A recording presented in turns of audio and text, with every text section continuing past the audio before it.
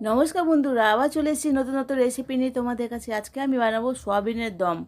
সোয়াবিনের দম বানানোর জন্য সোয়াবিনকে গরম জলে আমি লবণ দিয়ে এটাকে সেদ্ধ করে নিচ্ছি। যখন দেখবে তোমরা নরম হয়ে গেছে, ফুলে ফুলে গেছে আর নরম হয়ে গেছে, আর চেপে দেবে সেদ্ধ হয়ে গেছে, ঠিক আছে। অনেকে দেখি গরম জলে ভিজিয়ে রেখে দেয়, ওটার থেকে তোমরা আগে থেকে 10 মিনিটের মধ্যে সিদ্ধ করে নেবে, দেখবে খুব সুন্দর খেতে লাগে আর নরম হয়ে যায়। তো ওটা আমি সিদ্ধ হয়ে গেছে, সাইডে রেখে দিলাম। এবার দিয়ে দিলাম একটা কড়াই, ঠিক আছে। কড়াই নিয়ে নিলাম, কড়াইয়ের মধ্যে নিলাম সরষের তেল, কালো জিরে। তো কালো জিরে খুবই খেতে ভালো লাগে, সব সবজির টেস্ট বাড়ায় আর খেতেও খুব সুন্দর হয়, ঠিক আছে। তো আমি সোয়াবিনটা দিয়ে ভালো করে একটু হালকা ভেজে উঠিয়ে নিয়েছি। সোয়াবিনটা আমি লাল লাল করে ভাজিনি, ঠিক আছে। হালকা কালারটা এসে তখন আমি উঠিয়ে নিলাম। সোয়াবিনটা বেশি ভাজবে না, কেন বেশি ভাজলে কি হয়, চিমড়া চোর আসে। তো এবার আমি আরও কিছু জিনিস দিতে বাকি আছে। তো আমি পেঁয়াজ আর ওর মধ্যে দিলাম ক্যাপসিকাম, ঠিক আছে। ক্যাপসিকাম পেঁয়াজ দিয়ে ওটাকে ভেজে নিলাম। এবার বানিয়ে নিলাম মশলা, আদা, পেঁয়াজ, আর একটু রসুন আর কয়েকটা টমেটো, ঠিক আছে। দিয়ে মশলাটা আমি বানিয়ে নিচ্ছি। মশলাটা বানিয়ে মানে সাইডে রেখে দিলাম। রেখে দেওয়ার পর এবার ওটা ভাজছি, ঠিক আছে। একটু নাড়াচাড়া করে দেওয়ার পর ওর মধ্যে দিলাম একটু গোলমরিচ।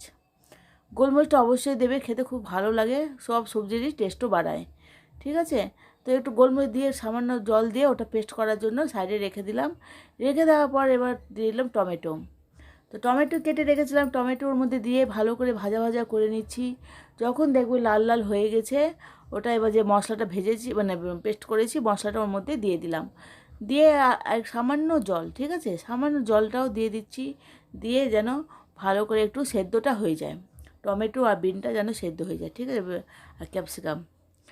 এবার দিলাম স্বাদ মতো লবণ। স্বাদ মতো লবণ দেওয়ার পর দেবো হলুদের গুঁড়ো। তো হলুদের গুঁড়ো, কাশ্মীরি গুঁড়োটা হলে খুব ভালো হয়, কাশ্মীরি গুঁড়োটাই ব্যবহার করবে। আর দিয়ে দিলাম জিরার গুঁড়ো, ঠিক আছে। জিরার গুঁড়ো দিয়ে দিলাম। জিরার গুঁড়ো দেওয়ার পর ওর মধ্যে দেবো একটু লঙ্কার গুঁড়ো।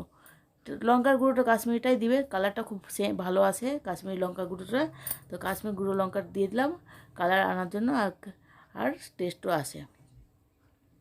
ভালো করে নাড়াচাড়া করে নিয়েছি, মশলাটা ভাজা হয়ে গেছে। দিয়ে দিলাম সোয়াবিন। সোয়াবিনটাও নাড়াচাড়া করে নিব, সুন্দর এমন করে করে নিব যেন যত মশলা দিয়েছি যেন ভিতরে ঢুকে যায়, ঠিক আছে। এইভাবে কি আস্তে আস্তে করে মানে স্কিম কম জোরে করে তোমাদের হিসাব করে ওটা করে নেবে। আর দিয়ে দিলাম লবণ, লবণ আগে দিয়েছি। এবার দিয়ে দিলাম চিনি, ঠিক আছে। চিনিটা দিয়ে ভালো করে নাড়াচাড়া করে নিয়ে দিয়ে দিলাম জল, গরম জল। আমি সব সবজিতে গরম জল ব্যবহার করি, ঠিক আছে। গরম জল দিয়ে দিলাম অল্প অল্প করে দিয়ে। এবার ঝটপট করে যখন টকবক করে ফুটে যাবে, তো আমার এটা সোয়াবিনের দম তৈরি। তো এই রেসিপিটা তোমাদের ভাত দিয়ে, রুটি দিয়ে, পরোটা দিয়ে, তুই যেটা দিয়ে খাবে খুবই সুন্দর লাগবে খেতে। আর কি বলবো, অসাধারণ খেতে লাগে। এবার যদি ভালো লাগে এই রেসিপিটা, লাইক করবে, সাবস্ক্রাইব করে, যাদের শেয়ার করবে। আর যারা সাবস্ক্রাইব অবশ্যই